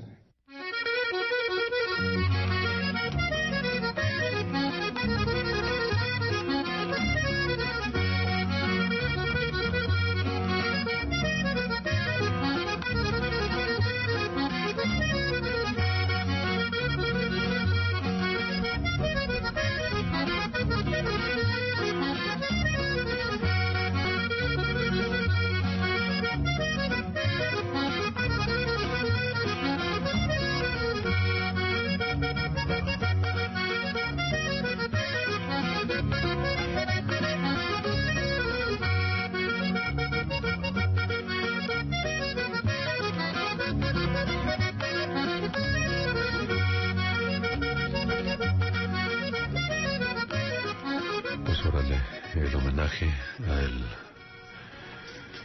sacerdote Samuel Ruiz, que descanse en paz. Ahora vamos a regresar a programación en inglés. Damos gracias a Alejandro Reyes y la colectiva de Radio Zapatista.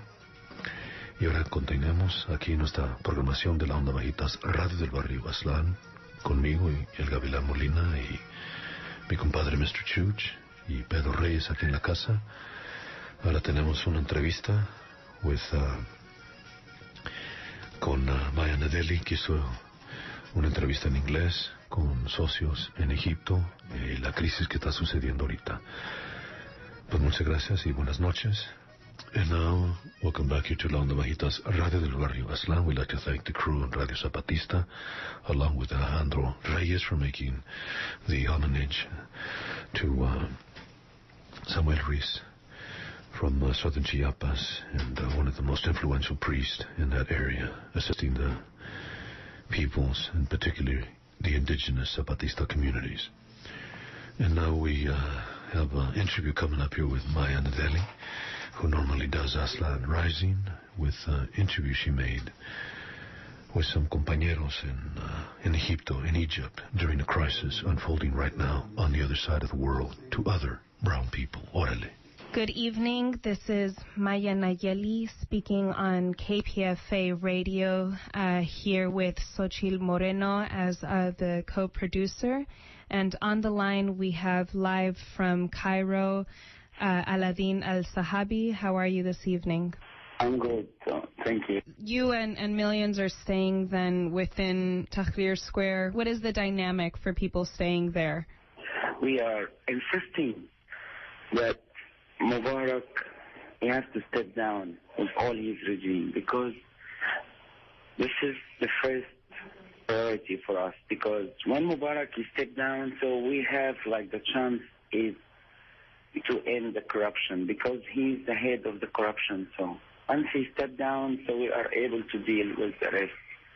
Can you explain to our listeners who might not know much about the police interactions with the protesters, because I know that in the media right now they're showing a lot of counter-revolutionary protesters, and they're saying that these are Mubarak loyalists, but these are people who are coming in on camels and on horses who are trying to create violence. Can you explain to our listeners about, are these just citizens or are these undercover agents? What is the story with and they're called the Baltagaya? Yeah, we call them Baltagaya every day since we start from 25th of July. It was like they were using all kind of violent action against us.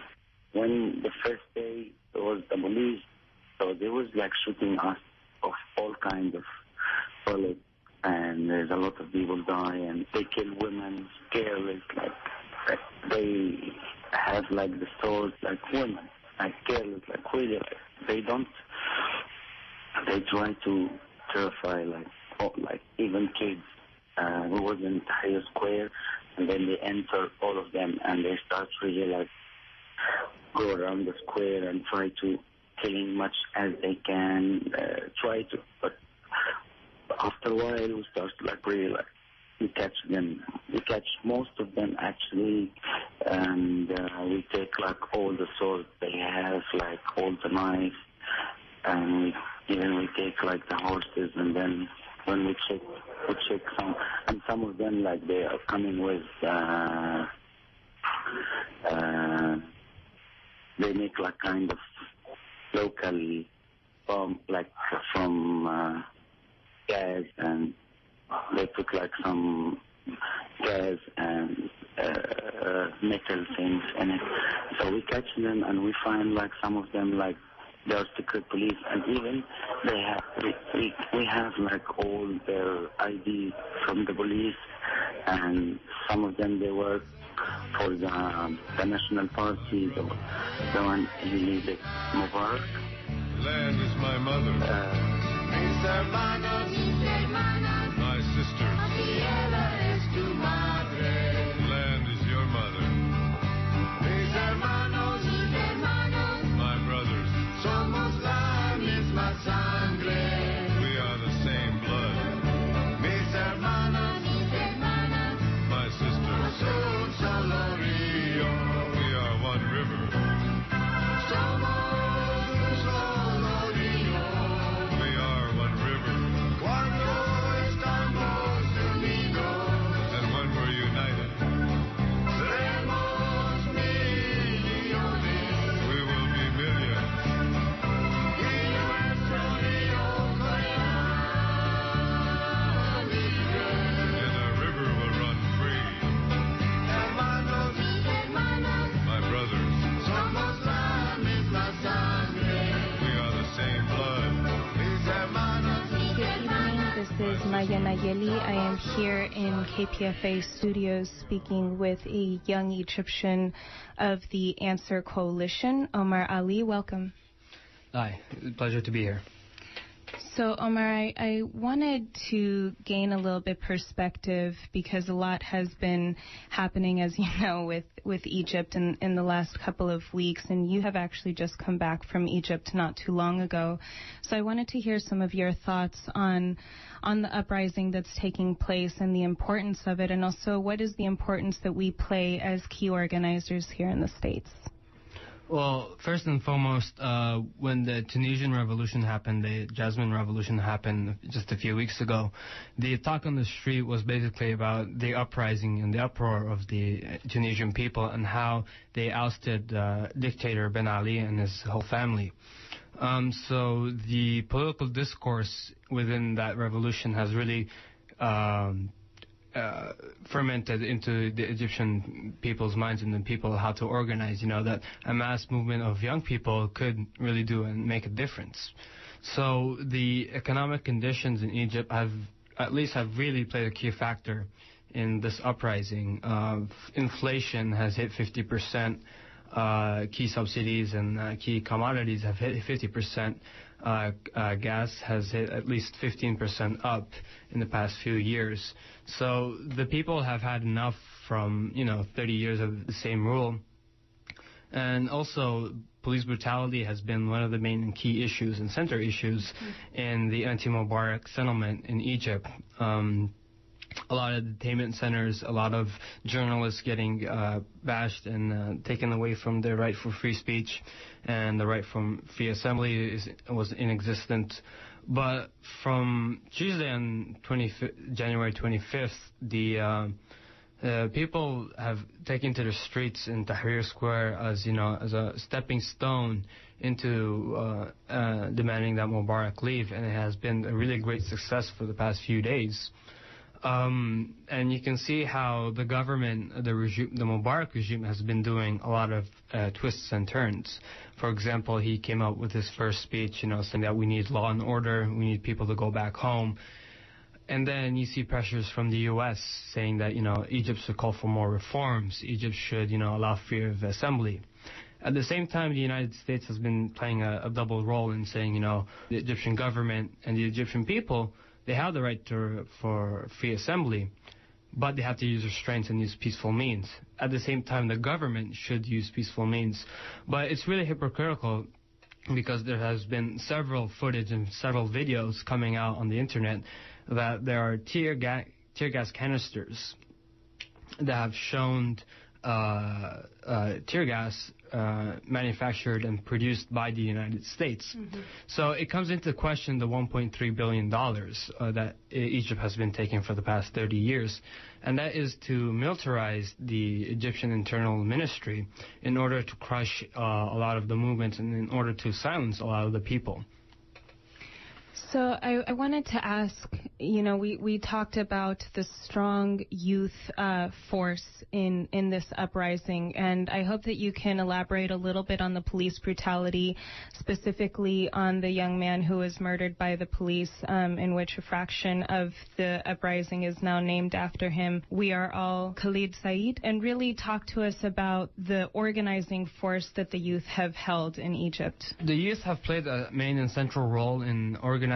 A lot of people have been using social media in order to get the word out. It played somewhat of a role in organizing, but a lot of the media outlets and like Twitter and Facebook and all these other blogs are just used in order to expose the crimes of the regime during the demonstrations and, of course, prior to the demonstrations. As for police brutality, in any protest during the past few years, there was a lot of undercover cops that would come in and kidnap and arrest and brutalize and use knives, use batons against protesters and a lot of political opposition. And in the case of Khalid Said, he was brutalized about a year ago in Alexandria. He was pulled out from an internet cafe and he was taken into a building and his skull was totally fractured, and the police officers said that he had drugs on him, which was not the case, and said, he tried to swallow the drugs, which the forensic evidence really shows his head really bashed by brutal forces. Of course, the emergency law that was in place in 1981 after the assassination of Sadat gave really leeway for Mubarak in order to crush and demonize movements like the biggest opposition, the Muslim Brotherhood, and a lot of other smaller parties like Wafd, Kfaya, and all these other coalitions. So the protest is a lot about, and has a lot about to do with the emergency law that has been established for 30 years. Journalists have been arrested, political activists have been arrested, a lot of human rights violations and have committed under this law. And I'd like to hear your opinion on what is the next step, because a lot of people, even in the Tunisia Jasmine Revolution, are questioning what is the appropriate measure to take once the oppressive regimes step down. So in your opinion, who is the majority of the populace in Egypt backing, and what is the plan hopefully after Mubarak steps down? Also, as a side note, I wanted to address whether the sentiment with the masses are that, like he has stated, that he will not run for re-election. What is their reaction to his speech? The main reaction of the Egyptian people after his last speech is that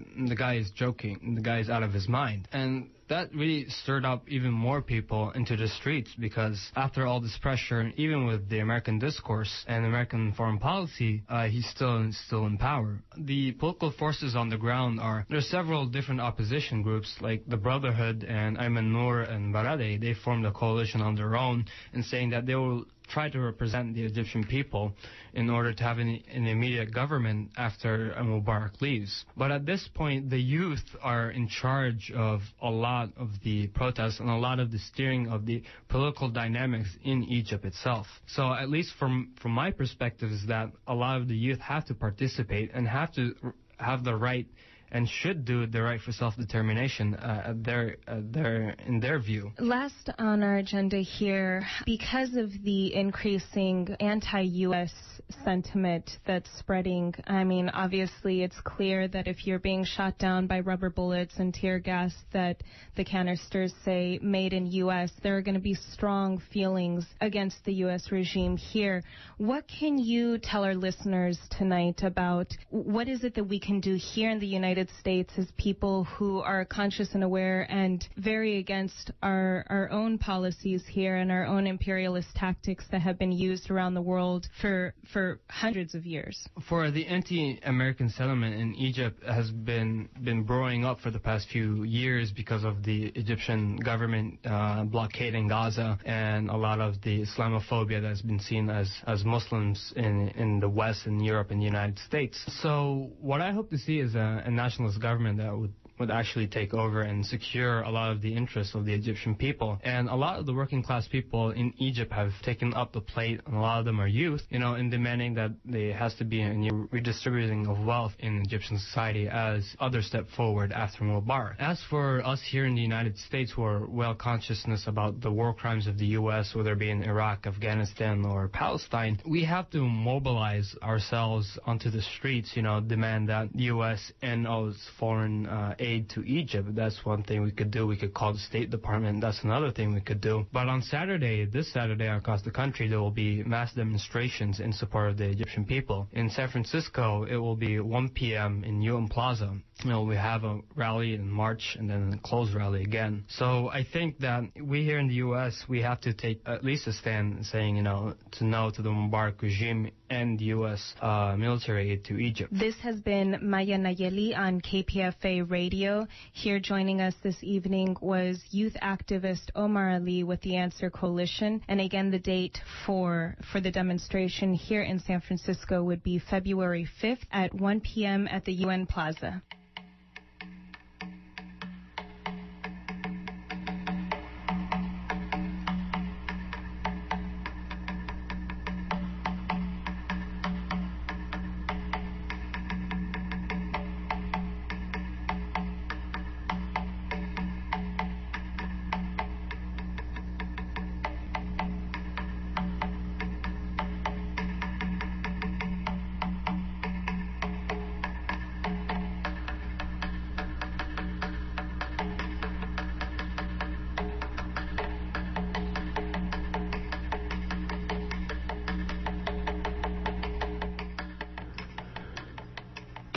You're listening to La Onda Bajitas, Radio del Barrio Aztlán. Yo soy el Gabriela Molina. I'm here with my compadre, Mr. Chuch, and Pedro Pepe Reyes en la casa. We are La Onda crew tonight, and one of las cosas de que we've been sharing with you is a lot of information, but coming up here is commemoration of the Treaty Guadalupe Hidalgo, the treaty that ended the war, the U.S. war of aggression on Mexico, and was signed in 1848.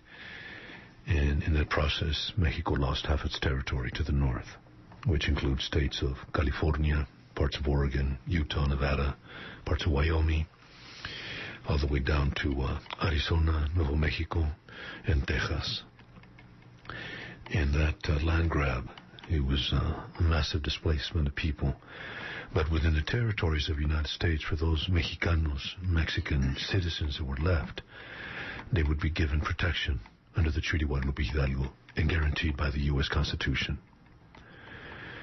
In the midst of what's happening here, 2011, where we see the culture and the memories of the Chicano, or as they're classified, Mexican-American peoples in Arizona, and the efforts by the Arizona government to erase our stories, to erase our history in the land that's deep-rooted. Like the cactus, it endures between a hard place and a hard rock, between cold extreme and heat extremes.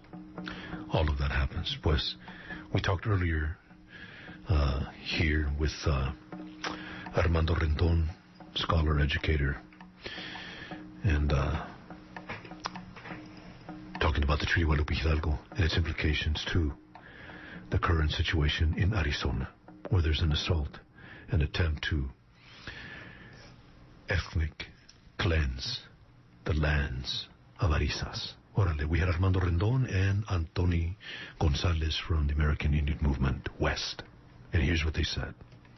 What's happening now in Arizona, I think, very similar to what happened in Egypt, where they try to cut off communications. The experts on communications found a way to get around that. I think the people in Arizona will get around the effort to try to eliminate Chicano studies there, or the Mexican American studies as they call there. And I think that's perhaps suggests that a kind of revolution has to happen in Arizona as well. The people there, I think, are being led by ideologues who believe that they can determine how the Constitution is to be interpreted. Just recently I received some information from Arizona about the fact that there's about 10 different laws that they're trying to push through. This one Senator Pierce, that would in effect change the definition of what it is to be a citizen and to be born a citizen. As you said, in terms of changing the Constitution, they're trying to do it as a state.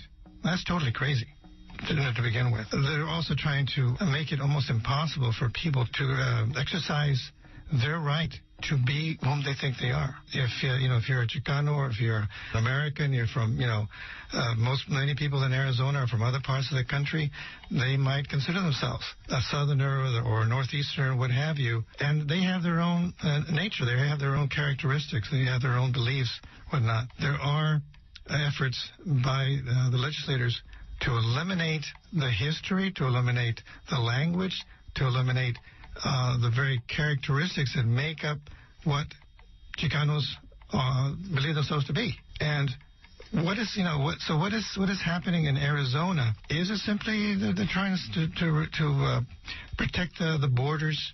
I don't think so. I think they're trying to protect the oppression that they have, maintained for these many years, going more than 30 years. Perhaps 500 years, put it in context. And eventually that has to resolve itself through the kind of revolution that I think young people there will undertake. I think the young people plan to stay in their classrooms. They're going to refuse to be shut down. If they don't intend to do that, that's what I would do. I would go to my class and I would, insist that my professor be there. So we're looking at, I think, a process where the same kind of revolution has to take place in the people that are most affected. I think the Chicanos in Arizona, the Southwest, for too long have, allowed these kinds of things to happen. So, as in case of Mubarak, when you try to shut down the communications, we'll find another way to get the word out. I'd like to extend greetings to all my relations that are listening in, and I really appreciate Dr. Armando Rendon's introduction to this topic, in the correlation with Egypt and Arizona and the border, setting a tone of where we should be at ourselves in revolutionary thinking. I'm not attempting to provoke or I'm for a rule of law and a process as well, but we should be ticked and learn how to channel this anger and frustration ourselves. This Treaty of Guadalupe Hidalgo, has been said, is hardly known. It was signed in February 2nd, 1848. Here in this country, in North America, U.S., we're so distracted, so beset with so many other problems. We even see the February 2nd is Groundhog's Day. Nobody even knows it as a treaty day. And this country has ratified 378 other treaties with North American Indians. And this being a treaty of peace to end the war between Mexico and the U.S., which the U.S. provoked, similar to how Colin Powell, initiated at the UN to go after Iraq, and has continued to do that through the ages. The United States imperialistically has done this, has created this, and yet here we are with this Treaty of Guadalupe Hidalgo. And that is what we say and have said is the creation of the Chicano. In geogenetic political terms, the Chicano was born. Those that were to remain when that wall went up or when that door went down, or words to that effect. But anybody thereafter born here in this territory is a Chicano, whether they know it, like it or not. And you can't get around that. It's now knowing the history. When you look at the education level for people of color in this country, and we are at a low. American Indians in school and high school enrollment is the lowest, but certainly the Chicano, Mexicano, Americano, low education, the African, low education. I mean, we're getting the education in the prisons as a subculture being raised there. So we have a lot to contend with. We have a lot of problems ourselves, and we have to take responsibility for those setbacks and those shortcomings. I mean, had we been aware, as Armando put out this book in 1971, the Chicano Manifesto, had paragraphs in there on the Treaty of Guadalupe Hidalgo. Who has read the book? Who has grabbed that book to know how to deal with the frustration and the anger that we have right now? We have to get it on. Yeah, it's very interesting. Perhaps people don't know out there that in Arizona, the only ethnic studies program that is being attacked, that legislation has been passed to eliminate, are Chicano studies, or Mexican American studies. African American studies, women's studies, Asian studies, Native American studies are not being touched. Why not? It's obvious to me that this is more than an effort to protect our borders from some kind of an onslaught. There's a real racist attitude going on here. It's being expressed at the legislative level. The kinds of laws that are being passed, many lawyers would agree, are on their face unconstitutional. They're trying to force through the state action changes that would, in effect, contradict our Constitution.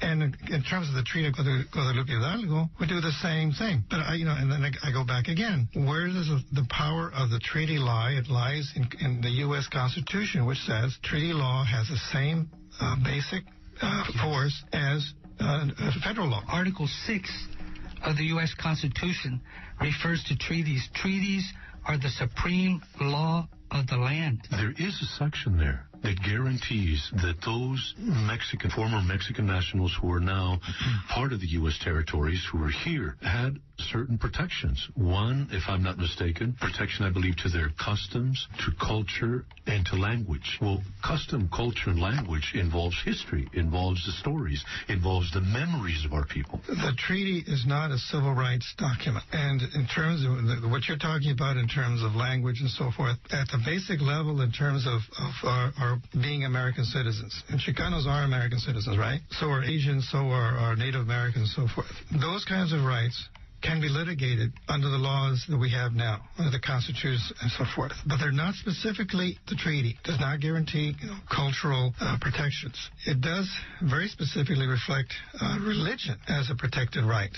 Okay, among those people who decided to stay here in the United States and did not choose to retain their citizenship as Mexicans. What we do have, the power of this treaty is as an international document.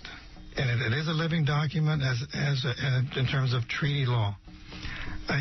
Unfortunately, and let me try to make this point really clear. Unfortunately, it has only been used to the extent of guaranteeing the rights at the human rights level, international level, by American Indians primarily, by certain people who have, in New Mexico, who have used it in terms of land grant authorities. But in terms of the kinds of issues that you're talking about, we have not yet done that. And basic reasons for it.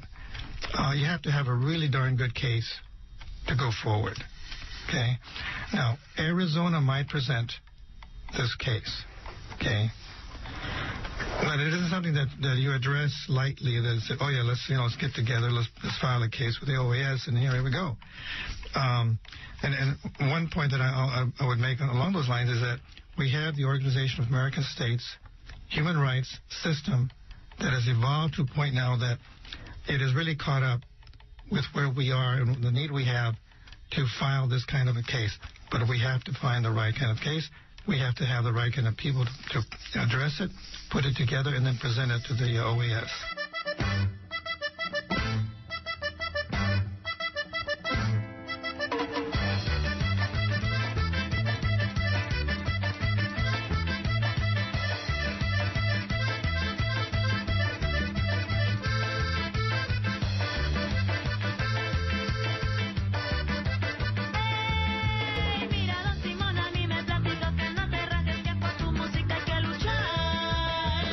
Yo vengo con mi canto pa' que me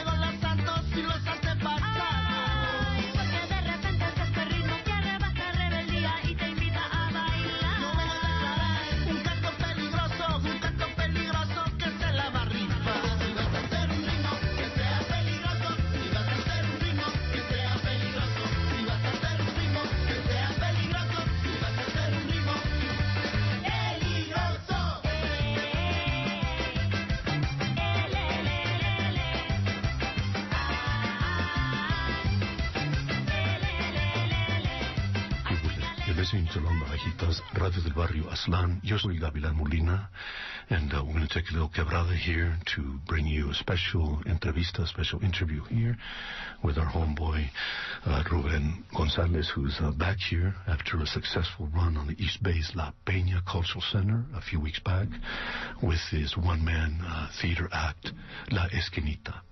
Pues, bienvenido, homeboy. Welcome back to La Onda.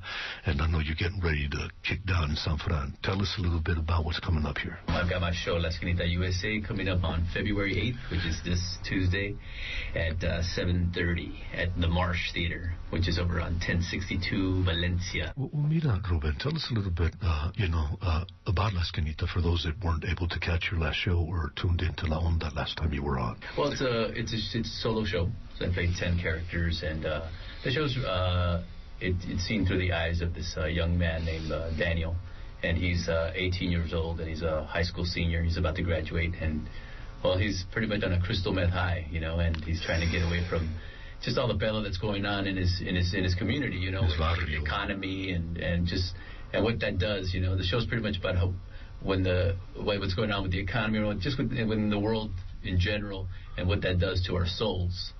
And a lot of times we attack these problems from other angles. So this is my chance. Take the rage to someone else, or even your own people's. Exactly. And so this show is actually about a black-brown town. So it's about these illusions that we create about each other.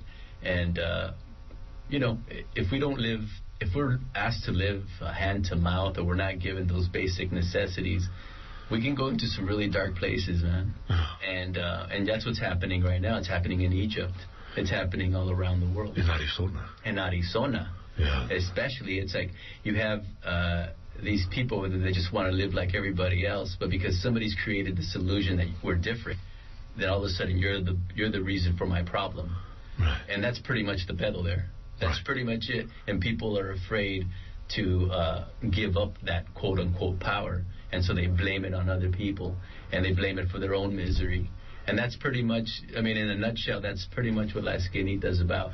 Well, for all you out there that weren't able to catch the show at La Peña, which was a packed house. It was packed, yeah. It was a nice time. Nice night. Nice evening.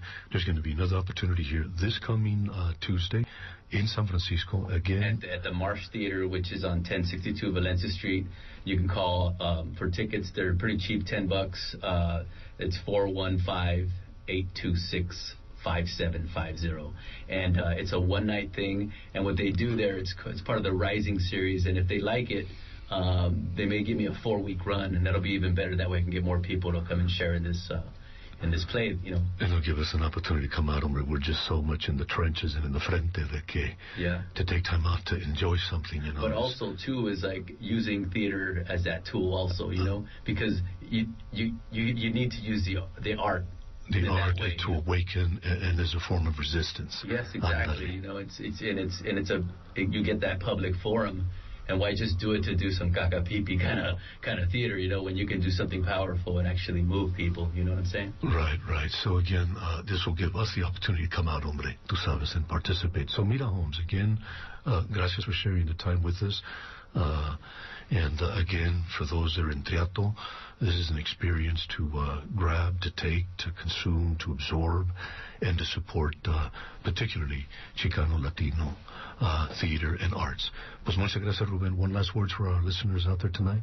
Yeah, just come out, and for those of you, especially those of you who've never gone to theater, this would be a good time to go, because it's something you can see the power of theater. That's right, and if there's anything called Chicano Roots Theater, this is what it is, La Esquinita with Ruben Gonzalez. Órale, you heard it here in La Onda, and we'll catch you on the leva. Órale. Yes, that's right. We also want to remind folks out there that there's the NorCal Dream Summit 2 at the De Anza College, February 13th. That's from 3 to 7. If you want more information on that, you can go to email norcalmobilizingsummit@gmail.com. No tengo más que mi guitarra, ni clases tuve que me enseñaran. Pues órale, yo soy Gavilán Molina. We'd like to thank everybody who was in the casa tonight. My tocayo, Miguel Perez and Nahual from Vox Populi. We'd like to thank Alejandro Reyes and the Zapatista crew, or Radio Zapatista, for making the voice of Zapatismo available. And we also like to thank Maya Nadeli for her piece. We'd like to thank El Carnal, Laina Molina, cruising back up norte, came down from Santa Rosa to talk about next weekend's march up there in the North Bay. And everyone else that contributed tonight and took part in tonight's program. A special keyword to Chad and out there to Mark that came all the way up here from up north. And David, that kicked it with us for a little bit. But for now, we're going to turn it over to Ricky Vincent and the History Fund coming up here. Acuérdense que boycott arisas and support the raza and our right to our education, our language, and our memories. Eso. It's almost 10 o'clock here, and stay tuned now for the History of Funk. Acuérdense que el derecho al respeto ajeno hace la paz. And long live the Treaty of Guadalupe Hidalgo. Nuestro camino alumbra la tierra y mar, junto con nuestro destino. Luna, acompáñame ya, humildemente te pido que la noche me llama y prefiero ir contigo. This is Brian Edwards Teekert. Ever think that the future might just be better? Science writer Mark Stevenson devoted a year of his life to interviewing visionaries and futurists about everything from living forever to intelligent machines to fixing that pesky global warming problem. His book is called An Optimist Tour of the Future, and he'll be talking at a KPFA benefit on Tuesday, February 15th at 7:30 p.m. at Berkeley's First Congregational Church. The address is 2345 Channing Way. The building is wheelchair accessible. Tickets are $12 in advance through supportive local bookstores at brownpapertickets.com.